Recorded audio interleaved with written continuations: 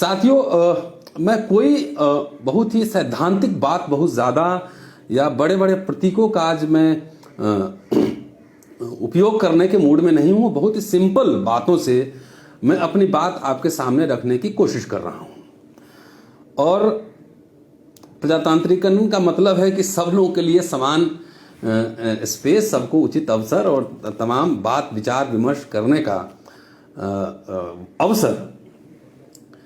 लेकिन एक बात प्रस्तावना मैं आपके सामने रखना चाहता हूं कि डेमोक्रेटाइजेशन कोई स्वतः प्रक्रिया नहीं है। ये अपने आप डेमोक्रेटाइजेशन किसी इंस्टीट्यूशन का और किसी व्यवस्था का नहीं होता है। डेमोक्रेटाइज करने के लिए, उसको प्रजातांत्रिक स्वरूप में लाने के लिए संघर्ष होते हैं और बहुत सारे लोगों की कुर्बानियां उन्हें देनी पड़ती है। तो ये समझना पड़ेगा कि अगर हम लोग ये समझते हैं कि स्वतः हो जाएगा तो ये बड़ा मुश्किल है। और ख़ास तौर से रोहित वेमुला के संदर्भ में कह रहा हूँ और अपनी बात ये रखना चाहता हूँ कि देखिए, जातियाँ जो हैं, जातियाँ किसी निर्धन ब्राह्मण ने नहीं बनाई है, जातियाँ पढ़े लिखे ब्राह्मणों ने बनाई है। इसलिए जहाँ पे ज़्यादा पढ़े लिखे लोग होंगे वहाँ पे ज़्यादा जातीय दमन, शोषण बहुत मीठे तरीके से पूरा दमन होता है। इसलिए मैं सैद्धांतिक बात में न जाते हुए मैं सीधा अपने कुछ संस्मरण हैं, अपने कुछ अनुभव हैं। दिल्ली विश्वविद्यालय में पिछले 3 दशक से ऑलमोस्ट मैं जुड़ा हुआ हूँ। 6 बरस छात्र रहा, 23 वर्ष शिक्षक हूँ। और किस किस तरीके से यहाँ जातीय दमन और भेदभाव होता है और किसके साथ होता है ये भी जानना जरूरी है। किसके साथ होता है, उसमें हमारा समाज, हमारा बहुजन समाज कैसे रिएक्ट करता है, इस पे मैं एग्जाम्पल देके मैं आपके सामने बहुत ही आसान तरीके से बात रखने की कोशिश करूंगा। आज अम्बेडकरनामा पे मैंने एक वीडियो बनाई थी डॉक्टर अम्बेडकर के हवाले से कि 1952 में एल्फिंस्टन कॉलेज जहां से उन्होंने पढ़ाई की, उन्होंने विश्वविद्यालय के बारे में, छात्र के बारे में, शिक्षक के बारे में, पाठ्यक्रम के बारे में, विश्वविद्यालय के अधिकारियों के बारे में क्या कहा था। मुझे लगा कि आज भी वो बात जायज़ है। इसलिए जो साथी देखना चाहे अम्बेडकरनामा जाकर आप देख सकते हैं। चलिए मैं शुरू करता हूं इस बात से कि मैं, आप सब जानते हैं कि मैं एक एकेडमिशियन, एक शिक्षक होने के नाते एक्टिविस्ट भी हूं। और पिछले 4-5 वर्षों में मुझे लगता है कि 500 से कम सभाएं हमने नहीं की होंगी, दिल्ली में भी, देश भर में भी। और सड़क से संसद मार्ग तक और लाइब्रेरी से लेकर कॉलेज तक तमाम पढ़ाना लिखाना और तमाम सब करना। इसके साथ साथ कई मुकदमे, मतलब दिल्ली उच्च न्यायालय से लेकर सुप्रीम कोर्ट तक लड़ना। इसके बावजूद मैं, ये दम्भ नहीं है, लेकिन ये कहना जरूरी है क्योंकि हमारे बहुजन जमात के लोग इन सब पे बात नहीं करते हैं। वो समझते हैं कि सिर्फ चुनाव के दिन सब समस्या दूर हो जाएगी, ऐसा नहीं है। इसके बावजूद हमने जितनी किताबें और लेख प्रकाशित किया है, भारत के अभी किसी भी जाति और धर्म के लोग, मेरे उम्र के जितने मेरे मुकदमे हैं, जितना मेरा संघर्ष है, उसके साथ जितने किताबें और जितने मौलिक शोध, जिसका आप किसी विश्वविद्यालय, दुनिया के किसी एजेंसी से आप उसको चेक कर सकते हैं, प्रकाशित किए हैं। अगर भारत में किसी ने प्रकाशित किया होगा तो मैं उनको बुला कर लाइए, मैं इस्तीफा सौंप दूंगा नौकरी से। ये मेरा दम नहीं, मेरा आत्मविश्वास है। क्योंकि हमारे समाज के लोग इस चीज को कभी विमर्श में लाते नहीं, इसके बगैर बात बनेगी नहीं। मैं इसलिए क्यों कह रहा हूं कि इतना लिखने के बावजूद, इतना संघर्ष करने के बावजूद, अगर मेरी काबिलियत किसी भी व्यक्ति से ज्यादा है तो क्या विश्वविद्यालय में मुझे प्रोफेसर बनाया जा सकता है? बगैर कॉन्स्टिट्यूशनल व्यवस्था के मुझे प्रिंसिपल बनाया जा सकता है? मुझे कुछ नहीं बनाया जा सकता है। इसका कारण यह है कि वो नेपाल का गलत स्पेलिंग बोल के भी पास कर जाएंगे, मैं चेकोस्लोवाकिया का सही स्पेलिंग बोलकर भी फेल हो जाऊंगा, फेल कर दिया जाऊंगा। और इसका कई एग्जाम्पल मैं कोट करूंगा। इसलिए मैं कह रहा हूं कि ये व्यवस्था ऑपरेसिव है, ये आपको डेमोक्रेटिक होने नहीं देगा। आपसे उस तरह से हर कदम पे आपको दबाएगा। और दबाएगा कौन? मैं दिल्ली विश्वविद्यालय में एसोसिएट प्रोफेसर हूं। अगर मैं आज न बोलूं, जो वंचित जमात हैं, चाहे जो किसान आंदोलन चल रहा है, चाहे सीए एनआरसी का आंदोलन चला, चाहे रोस्टर का मसला था, चाहे तमाम, मैं अच्छे बंगलों में रहता हूं और लोग जानते हैं मुझे व्यक्तिगत रूप से किसी चीज की कोई दिक्कत नहीं है। अगर मैं कुछ भी ना बोलूं तो मुझे क्या समस्या है? व्यवस्था को मेरे से कोई समस्या नहीं, मेरे से समस्या किस लिए है? अगर मेरे ऊपर इतने मुकदमे हो रहे हैं, मुझे फर्जी केस में फंसाए जा रहे हैं, मेरे दमन के, मेरे भेदभाव के कई अगर इजाद किए जा रहे हैं मैकेनिज्म, तो क्यों इजाद किए जा रहे हैं? क्या मेरे पिताजी की जमीन की, मेरी जमींदारी की लड़ाई है? नहीं, ये लड़ाई मेरी व्यक्तिगत कोई लड़ाई नहीं है। यहाँ मेरी कोई जमीन की लड़ाई नहीं, कोई संपत्ति की लड़ाई नहीं। मुझे इसलिए तरह तरह से दमन किया जा रहा है कि मैं वंचित जमात, SC ST OBC माइनॉरिटी, तमाम ऐसे लोग हैं जो प्रोग्रेसिव मूवमेंट है उसके पक्ष में लगातार बोलता रहा हूं। इसलिए कॉलेज से लेकर विश्वविद्यालय तक तरह तरह की लीलाएं होती हैं दमन करने की। तो उस समय आप डिफरेंस समझिए, ये डिफरेंस समझना होगा कि सवर्ण समाज का कोई भी व्यक्ति दुनिया के किसी कोने में संघर्ष करता होता है तो उसका समाज उसके साथ खड़ा होता है। समाज अगर व्यक्तिगत संघर्ष भी कर रहा होता है, मैं तो समुदाय की बात कर रहा हूं, वो व्यक्तिगत संघर्ष भी कर रहा होता है तो उसका समुदाय उसके साथ खड़ा होता है। और हमारे बहुजन जमात के लोग, उनकी लड़ाई भी लड़िए तो वो कह देगा कि रतनलाल की व्यक्तिगत लड़ाई है। समाज की जमात की लड़ाई लड़िए तो भी कह देगा कि उनकी व्यक्तिगत लड़ाई है। तो हमारे समाज के लोग पीछे हैं। बहुजन आप 85 नारा देते रहिए, लेकिन अभी जो यूनिवर्सिटी का सामंतीकरण है वो दूर होने वाला नहीं है, वो डेमोक्रेटाइजेशन नहीं होने वाला है। ये बात समझने की, एक एक व्यक्ति, हम लोग जैसे लोग अपने जेब से खर्च करके आंदोलन में शरीक होते हैं। तो समाज कहता है कि मेरी व्यक्तिगत लड़ाई, तो ठीक है, चुप बैठ जाते हैं, कोई बात नहीं। तो ये समझिए, हमारे लोग इंतजार करते हैं कोई अप्रिय घटना घट जाएगा तब चलेंगे आंदोलन करने।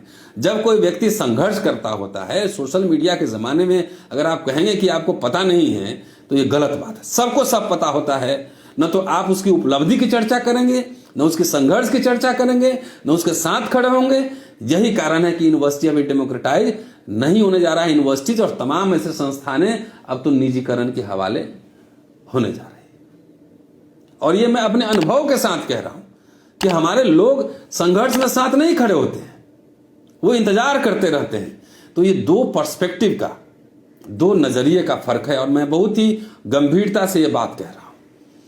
और चलिए आगे बढ़ते हैं। अब ये पोर्शन हटाते हैं। देखिए विश्वविद्यालय में दमन कैसे होता है। जैसे यहां सीधा आपको जनरली जो पढ़े लिखे लोग हैं ना, सीधा जाति के नाम पे गाली देकर दमन नहीं होगा। लेकिन आप तरक्की ना करें, इसके लिए जितने व्यवधान हैं वो व्यवधान आपके लिए खड़े किए जाते हैं। और मैं अपने संस्मरण में आपको लिए चलता हूं। मैं दिल्ली विश्वविद्यालय में पढ़ा हूं और 96-98 में मैं जुबली हॉल का छात्र था। जुबली हॉल जिसको IS कॉलोनी भी कहते हैं, बड़े प्रकांड लोग उसमें रहते थे। तो इसलिए जब वहां हमने आवाज उठाई कि भाई यहाँ पे SC ST और फिजिकली जो लोग हैं, PWD के लोग हैं, उनको आरक्षण मिलना चाहिए, तो इससे लगा कि भाई उनके पूरे ही पता नहीं कौन से उनका जो महल बना हुआ है उसमें एक पूरा सा भूचाल आ गया और तमाम झगड़ा लड़ाई मारपीट हाईकोर्ट तक मुकदमा गया। मैं स्टूडेंट लाइफ की बात कर रहा हूं। अल्टीमेटली मुकदमा जीता और SC ST OBC रिजर्वेशन लागू हुआ। SC ST और PWD, उस समय OBC का हॉस्टल में अभी भी रिजर्वेशन नहीं। तो क्यों? वो मैं तो हॉस्टल का छात्र था, मुझे हॉस्टल की जरूरत नहीं थी। लेकिन सिर्फ सवाल उठाने पर, जो लोग सवाल नहीं उठाते, अगर जहां सवाल नहीं उठाए जाएंगे जिस संस्था में, उसका कभी डेमोक्रेटिक वो संस्था नहीं हो सकता है, वो कभी नहीं हो सकता है। हमारे लोग जितने बाबू हैं, सरकारी चाहे प्रोफेसर भी हैं, आप आके यूनिवर्सिटीज में आके देखिए, कॉलेजेस में, वो डरते हैं कि सवाल उठाएंगे तो मेरी नौकरी चली जाएगी। जब प्रोफेसर, जिस समाज का प्रोफेसर डरना शुरू कर दे, क्या उस संस्था का कभी डेमोक्रेटाइजेशन हो सकता है? नहीं हो सकता। दूसरा मैं आता हूं कि देखिए हम लोग तो लगातार बोलते रहे हैं, चाहे समाज खड़ा हो ना हो, उसी कौन परवाह करता है। एक बुद्धिजीवी का काम होता है अपने समय के जलते प्रश्नों पे सवाल खड़े करना। लोग आए या ना आए, लेकिन सवाल तो खड़े किए जाएंगे। अब मैं अपने कॉलेज की कहानी सुनाता हूं, कैसे सांस्थानिक दमन होता है। कॉलेज में लगातार आप सब जानते हैं ओबीसी जब सेकंड फेज आया था मंडल कमिश्नर में, लगातार उस समय लड़े थे। हमारे प्रिंसिपल साहब, हमारे वाइस चांसलर जो है, उनको अगर हमारे खिलाफ कुछ नहीं लगा तो एक फिक्टिशियस महिला उतार दिया गया। फिक्टिशियस महिला मोनिका राय नाम से एक मेरे खिलाफ पूरे chancellor, vice chancellor, governing body chairman, principal, labour commissioner, तमाम जगह एक चिट्ठी लिखवाई गई और मेरे खिलाफ बहुत भयानक आरोप सब लगाए गए। तो हमने सोचा कि भाई हमारे जैसे अदना आदमी से क्या सिस्टम को इतना समस्या हो सकती है कि वाइस चांसलर ऑफिस से 40 दिन के अंदर जो है चिट्ठी सब जगह से घूमते मेरे पास आ गया। वाइस चांसलर को हमने दिनेश सिंह जब कार्यकाल उनका था, वीसी थे, उस समय की बात कह रहा हूं कि जब कुछ नहीं बन पड़ा तो कम से कम एक कानूनी मर्यादा होती है कि जब कोई किसी के खिलाफ कोई कंप्लेन लिया जाता है तो एक एफिडेविट लिया जाता है, लेकिन उस कंप्लेन में किसी तरह का कोई एफिडेविट नहीं था और सीधा मुझे भेज दिया है कि आप रिप्लाई करिए। मैंने 2 काम किया। एक तो 5 पन्ने का मैंने रिप्लाई तैयार किया और वाइस चांसलर को भेज दिया। उसकी बहुत इस किताब में और कितने रोहित जो किताब लिखी गई है उसमें एक चैप्टर है, उसी चैप्टर की बात मैं कह रहा हूं। उस चैप्टर का नाम है कैसे होती हैं सांस्थानिक साजिशें उर्फ मोनिका पुराण। उसके बाद 2 मैंने काम किया कि कम से कम पता करो इसका एड्रेस क्या है। जो एड्रेस था वो पता किया हमने, वो फिक्टिशियस एड्रेस था और वोटर लिस्ट से हमने जाके पता किया तो पता लगा कि वहां इस तरह का कोई एड्रेस ही नहीं है। तो एक फिक्टिशियस नाम से वाइस चांसलर ऑफिस से लेकर प्रिंसिपल तक अगर आपसे ये नोटिस भेजे कि आप इसका जवाब दीजिए तो आप समझिए सांस्थानिक साजिशें होती कैसे हैं, ये समझना होगा। ये बाकी टीचर के साथ क्यों नहीं होता है? क्योंकि वो सवाल नहीं उठाते हैं। तो किनके साथ होता है कि जो सवाल उठाते हैं, जो SC ST OBC जो डिप्राइव्ड सेक्शन के लोग हैं उसके लिए बोलते हैं। हमने किसी से कुछ मांगने नहीं गए, मैंने किसी वाइस चांसलर को नहीं कहा कि मुझे कुछ बना दो, हम तो जमात की बात उठाते हैं। अब इसलिए मैंने कहा कि अभी देखिए, मैं तो सुप्रीम कोर्ट तक मुकदमा लड़ा हूं और यहां जहां मैं रहता हूं अगर देखेंगे आप तो अगर मेरे से लोग नहीं जीत पाते हैं तो मेरे घर के आसपास पूरा कूड़ेदान बना देना, कचरा फेंक देना, ये सब सांस्थानिक साजिशें होती और ये लगातार इस पे अखबारों में छपा है, सोशल मीडिया में गया है और 2 बार फर्जी मुकदमे महिला उत्पीड़न के केस किसी व्यक्ति पे लगाना, इस तरह से साजिशें होती हैं संस्थानों में और दोनों बार मैं जीता हूं। आज तक मुझे रिपोर्ट नहीं दिए गए। तो आखिर सिर्फ मुझे ये कहना है कि ये मैं छोटे छोटे एग्जाम्पल्स मैंने दिए हैं। मैं सुप्रीम कोर्ट तक मुकदमा लड़ा हूं और मैं जानता हूं कि यहां पे लोग कुंजी लिख के भी प्रोफेसर बन सकते हैं, लेकिन मैं रिसर्च बुक लिख कर भी मुझे नहीं बनाया जा सकता है। और सुप्रीम कोर्ट के मैं जब मुकदमा लड़ने गया था तो सिर्फ हमने कहा था कि मेरिट में छोड़ दीजिए, अभी सिर्फ ये देखिए कि प्रोसीजरल लैप्स हुआ है कि नहीं हुआ है। वहां जज ने, चूंकि हमारे वकील अकेले मेरे दोस्त हैं आदित्य चौधरी, वो लड़ रहे थे, दूसरी तरफ एक वकीलों की फौज थी, बड़े बड़े भारत के नामी गिरामी वकीलों की फौज थी। तो जजेज भी जब वकीलों का चेहरा देखते हैं उसके हिसाब से न्याय करते हैं। पूरी जुडिशरी पे एक लंबा लेख और फैक्ट के साथ मैं इस पे लिखूंगा जब भी हमें मौका मिलेगा।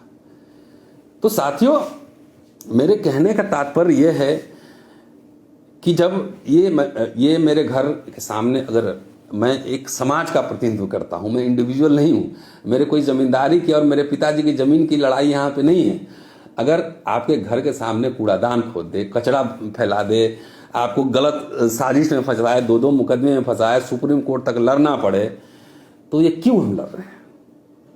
किस लिए? मुझे तो कोई व्यक्तिगत कोई समस्या ही नहीं। अगर व्यक्तिगत रूप से मैं कुछ चाहूं, रोहित वेमुला लगातार वाइस चांसलर के साथ वो सवाल उठा रहे थे। कल मैंने इस पे एक एपिसोड बनाया था। वाइस चांसलर को कह रहे थे कि 10 mg जहर दे दीजिए सारे दलित छात्रों को और एक रस्सी दे दीजिए, क्योंकि चप्पे चप्पे पे यहां पे जो है आपको जो भी बोलने वाले लोग, सवाल उठाने वाले लोग, जो भी इस तरह के होंगे, उसको तरह तरह से, मैं एग्जाम्पल इसलिए दे रहा हूं कि रोहित वेमुला जिस फेज से गुजरा होगा उससे कई गुना ज्यादा हम लोग ऑलरेडी तरह तरह की लड़ाइयां लड़ चुके हैं। धरना से लेके, प्रदर्शन से लेके, मुकदमे से लेके, एडमिनिस्ट्रेटिव डिबार मुझे किया गया 5 साल के। किस लिए कि हमने कॉलेज में व्याप्त भ्रष्टाचार को हमने उजागर किया, एलजी को लिखा, राष्ट्रपति को लिखा। तो 5 साल दीवार रखा गया, 2 इंक्रीमेंट कट की सिफारिश की गई। तो ये किस लिए? क्योंकि सांस्थानिक साजिशें, जिनका जो पूरा फिefdom है, जो यहां पे पूरा दबंग की तरह रहते हैं, जो अपनी जागीर समझते हैं, वो समझते हैं कि अगर ऐसे लोग यूनिवर्सिटी संस्थानों में आ भी गए हैं तो चुपचाप रहें, चुपचाप नौकरी करें, जी हजूरी करें, आंख में आंख मिला के बात न करें, नमस्ते करें, तमाम। ये कोई अंबेडकर पे बात नहीं हो, पेरियार पे बात नहीं हो, लोहिया पे बात नहीं हो, कुछ नहीं हो, उनके खाली मनुस्मृति की जय जय करिए। तो इसलिए सांस्थानिक साजिशें लगातार हो रही है, फिefdom है एक तरह का, और फिefdom डेमोक्रेटाइजेशन ऐसे नहीं होगा। इसका कारण मैं अपने बहुजन जमात में मैं सवाल खड़े कर रहा हूं कि जब हमारे जैसे लोग या पायल तड़वी या रोहित बुम्बला जैसे लोग जब संघर्ष कर रहे होते हैं तो हमारा समाज ये समझता है कि वो व्यक्तिगत लड़ाई है। वो व्यक्तिगत लड़ाई नहीं होती है, वो किसी जमात से, किसी समाज से आया होता है। वो एक सफलता की ओर जा सकता है, उसको जानबूझ के दबाने के लिए इस तरह की साजिशें होती हैं, और हमारे लोग गिद्ध की तरह बैठ के सिर्फ देखते रहते हैं, संघर्ष के समय साथ नहीं आते। वो किसी अप्रिय घटना घटने का इंतजार करते रहते हैं। मुझे अपने सांस्कृतिक शत्रुओं से क्या लेना देना है, वो तो हमारा दमन करेंगे ही करेंगे, उनकी तो ये नियति है। इसलिए डेमोक्रेटाइजेशन अपने आप नहीं होगा। जो जिनको डेमोक्रेटिक स्पेस चाहिए उनको इसके लिए संघर्ष करना पड़ेगा, लगातार लड़ना पड़ेगा। बगैर लड़े हुए ये संस्था का प्रजातांत्रिकरण, इसका लोकतांत्रिकरण ये संभव नहीं है। और ये मैं दावे के साथ कह रहा हूं कि 23 वर्ष दिल्ली विश्वविद्यालय में पढ़ाने के बाद मैं कह रहा हूं, अब मुझे कोई किसी से डर नहीं है और न किसी से कुछ मांगा है। ये मेरी व्यक्तिगत लड़ाई थी ही नहीं। हमारे जैसे तमाम बहुत सारे लोग हैं जो लगातार संघर्ष करते रहते हैं, सोशल मीडिया पे न्यूज भी जाता है। लेकिन हमारे बहुजन जमात के लोग उस समय उस मेडिकल कॉलेज में, उस इंजीनियरिंग कॉलेज में, उस यूनिवर्सिटी में जाके 100-200 लोग उसके समर्थन में खड़े नहीं होते हैं, उसको किसी तरह का मदद नहीं प्रोवाइड करते हैं। तो अपने अधिकार और सम्मान किसी को मुफ्त का नहीं मिलता है। परिवर्तन होता नहीं है, परिवर्तन लाना पड़ता है। जब तक सवाल नहीं उठाएंगे डेमोक्रेटाइजेशन अपने आप होगा नहीं। आपको करना पड़ेगा, इसके लिए आपको शहादत देनी पड़ेगी, लड़ना पड़ेगा, संघर्ष करना पड़ेगा। घर बैठे बैठे कोई डेमोक्रेटाइजेशन नहीं होने जा रहा है। इसलिए मैं समझता हूं रोहित वेमुला को न्याय नहीं मिला है, और रोहित वेमुला तो एक घटना नहीं, वो संकेत था कि इस तरह के दमन आज भी जारी है। कई लोग डर के मारे नहीं बोलते हैं, कुछ नहीं बोलते हैं, लेकिन क्या व्यवस्था फेयर हुआ है? पायल तड़वी उसके बाद हुआ। जो एक अप्रिय घटना घटती है वो आपके जहन में आता है। कभी अपने घर के बगल के विश्वविद्यालय और कॉलेज में जाकर देखिए कि वहां कैसे काम हो रहा है, कैसे वाइस चांसलर काम कर रहा है, कैसे प्रिंसिपल काम कर रहा है, कैसे प्रोफेसर काम कर रहा है। अपने घर के बगल के यूनिवर्सिटी और कॉलेज में जाकर पता कीजिए, अगर वहां डेमोक्रेटिक तरीके से काम नहीं आ रहा है तो उसमें इंटरवीन कीजिए।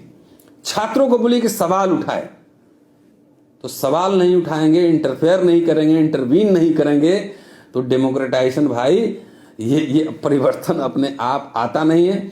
हमारे जैसे लोग आएंगे, लिखते पढ़ते रहेंगे, बोलते रहेंगे, समाज लोग साथ आए नहीं आए, अपना जो काम है वो करते रहेंगे, लिखते रहेंगे, लिखेंगे, पढ़ेंगे, लड़ेंगे। और जो लोग ये समझते हैं, अभी मेरा एक इंटरव्यू कर रहे थे साथी, लोग डर के मारे नहीं बोलते हैं। तो गुलाम में और ऐसे लोगों में क्या अंतर है? जानवर और ऐसे लोगों में जब आपके सामने अत्याचार हो रहा है, आपके सामने जब दमन हो रहा है, और तब आप पढ़े लिखे होने का दावा करते हैं, तो जब आप नहीं बोल सकते हैं, सवाल नहीं उठा सकते हैं, तो आपको होने का क्या मतलब है?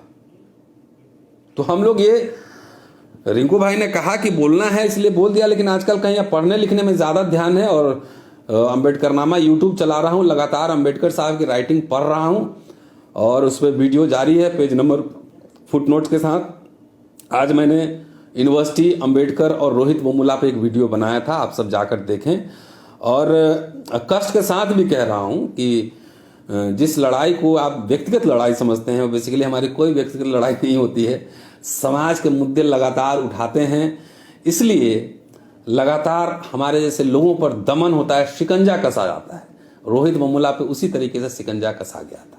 इसलिए समझिए, आपसे कुछ मांगा नहीं है, आपसे ना वोट मांगा है, ना चंदा मांगा है, ना पैसा मांगा है।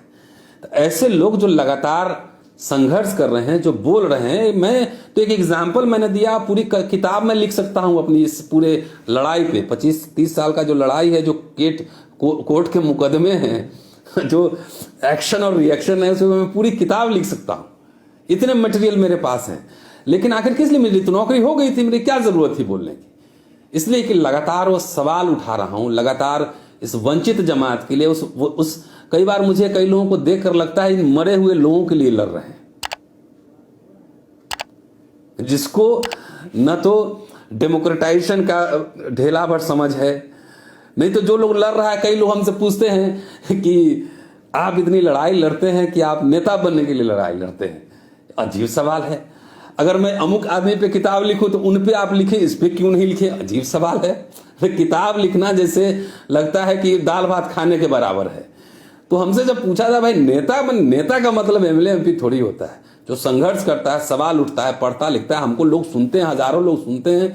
मेरे हिस्से का जो काम है, एक शिक्षक होने के नाते मेरा काम है कि जलते समय के जलते प्रश्न पे, जलते मुद्दे पे क्वेश्चन करना, सवाल खड़े करना, लगातार निर्भीक निडर होके ये सवाल खड़े करना, ये हमारा काम है। करता रहता हूं। समाज को जो समझ में आता है समझे, हम अपने हिस्से का काम करते रहेंगे। और उम्मीद है कि अगर आप, ये मेरी किताब है, देख लीजिए, और कितने रोहित, ये 2016 में मैंने लिखी थी। और रोहित वेमुला के जितने रोज आंदोलन में जाता था दोपहर में कॉलेज के बाद, और जितने लेख हमने सोशल मीडिया और तमाम जगहों पे लिखा है, उसका एक कलेक्शन है। और इसमें छोटी छोटी बारीकियां हमने बताई हैं कि किस तरह से होती हैं सांस्थानिक साजिशें, किस तरह से होती हैं सांस्थानिक दमन, और इसी में ये लेख है। और इस तरह के बहुत सारे एविडेंस होंगे। इसलिए साथियों, नट शेल में बहुत बड़ी बड़ी बात कहने की बात नहीं है। बात है कि यहाँ रोज संघर्ष हो रहा है, रोज लड़ रहे हैं। हमारे यूनिवर्सिटी में आकर देखिए कि मास्टर लोग एक मकान खरीद लिया है, एक कार खरीद लिया है। अब बोलता है कि मेरी नौकरी सस्पेंड हो जाएंगे तो हमारा किस्त कौन देगा? आप जिंदगी उनकी गुलामी में चले गए। 65 साल तक जब तक रिटायर नहीं करेंगे, जब तक वो गुलामी रहे। एक प्रोफेसर जिस समाज का ये बोले, ये समझे, उसके सामने मेरे कॉलेज में आइए, 50 लोग होंगे तकरीबन, एक आदमी खड़ा नहीं होता है। उनको जब जरूरत होती तो हम जैसे लोग जाके लड़ते हैं। तो ऐसे जिस समाज के इंटेलेक्चुअल ऐसे होंगे, क्या विश्वविद्यालय का डेमोक्रेटाइजेशन होगा? जहां पे लोग अपने निहित स्वार्थों के लिए, व्यक्तिगत चंद स्वार्थों के लिए वाइस चांसलर और अथॉरिटीज के आगे पीछे हां में हां मिलाएं, वो आपका डेमोक्रेटाइजेशन करेगा यूनिवर्सिटी का? तो इसलिए बात समझिए, ये हम सबकी जिम्मेदारी है, आपकी जिम्मेदारी है, हमारी जिम्मेदारी है। और हमें क्या है, 23 साल नौकरी कर चुका हूं, 8-10 किताबें पब्लिश हो चुकी हैं, 2 प्रेस में हैं, लगातार पढ़ता रहूंगा, लिखता रहूंगा। लेकिन ये जो लड़ाई हम लोग लड़ रहे हैं लगातार, रोस्टर से हमें क्या लेना देना था? हम तो ऑलरेडी प्रोफेसर हैं। रोस्टर की लड़ाई अपने जेब से लाखों रुपए खर्च करके किसके लिए लड़ा जा रहा था? इस सवाल का जवाब कौन देगा? लेकिन नहीं, हमारा समाज, उसको सब कुछ चाहिए।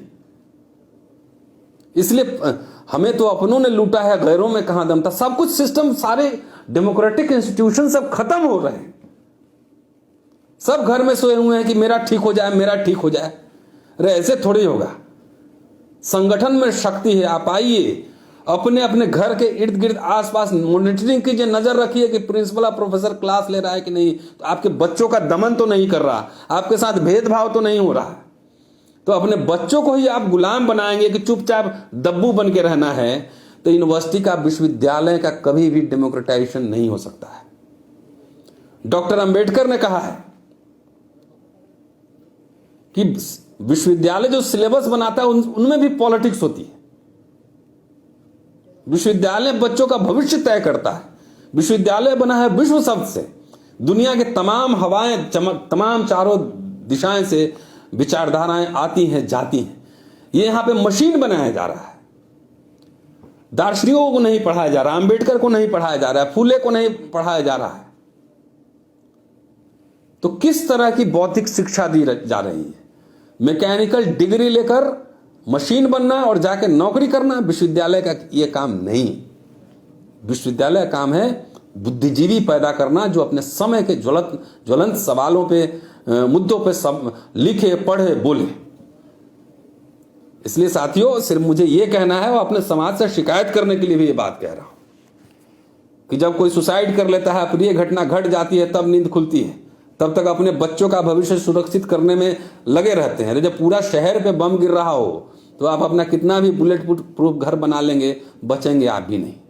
तो जहां जहां जिस संस्थानों में सिविल सोसाइटी की जिम्मेदारी, आप सबकी जिम्मेदारी है कि उस पर एक तरह से आपको पहरुआ की तरह, प्रहरी की तरह आपको काम करना पड़ेगा। जो आदमी जहां संघर्ष कर रहा है उसके लिए आपको खड़े होना पड़ेगा। वो उसकी व्यक्तिगत लड़ाई नहीं है। ये बात हम जब तक नहीं समझेंगे तब तक जो है ऐसी ही घटनाएं घटती रहेंगी। और मुझे भविष्य में लगता है कि इस तरह के दमन और शोषण, आपके नेता तो बोल नहीं रहे हैं, सब लोग, आपके नेता के एजेंडा में तो है नहीं एजुकेशन इंस्टीट्यूशंस। तो समाज ही को जगना पड़ेगा ना। और लोहिया जो कहते थे कि जब सड़कें सुनसान हो जाएगी तो संसद आवारा हो जाएगा, तो उसी तरीके से विश्वविद्यालय की सड़कें जब सुनसान हो जाएंगी तो यहां ऑथोरिटी भी निरंकुश हो जाता है।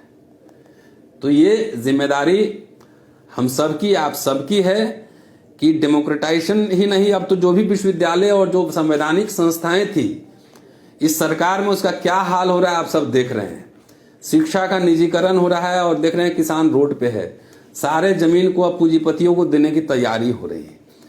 तो यहाँ वैसे भी जो बहुजन जमात है उसके, देखिए किसान डटे हुए हैं ना, ट्रैक्टर लेके आए हैं, डटे हुए हैं। और हम लोग अपने लिए जीते हैं।